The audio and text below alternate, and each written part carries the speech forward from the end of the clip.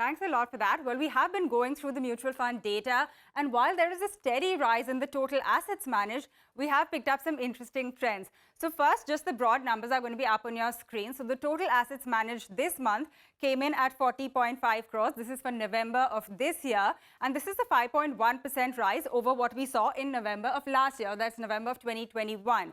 So over here, the assets were at 38.45 trillion. Now comes the interesting part. Assets held by individual investors have increased more than 10.5% in this period. So we have a figure of 23.34 lakh crores. This is for November of this year versus the 21 lakh crores that we saw in November 2021. Compare this to what is happening to assets held by institutions, because the trend is quite the opposite. So institutions held 17.36 lakh crores in November of last year, and this has actually slipped to around 17.15 lakh crores. So while individual investments are on the rise, assets held by institutions have declined 1.2% versus last year. There you have that divergent trend. Another interesting trend is that equity scheme contribution to total assets has been going up. So you have the chart on your screen, and like you can see, the contribution was at 48%. This is in last year, and that has been moving higher, and now it is currently at 51.7%.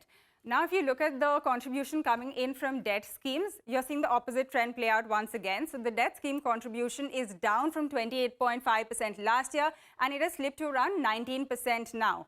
So the current pie, if you look at it, has a large, almost 50% chunk from equity schemes. You have 19% from debt, and the rest is, of course, ETFs, FOFs, liquid funds, all of that.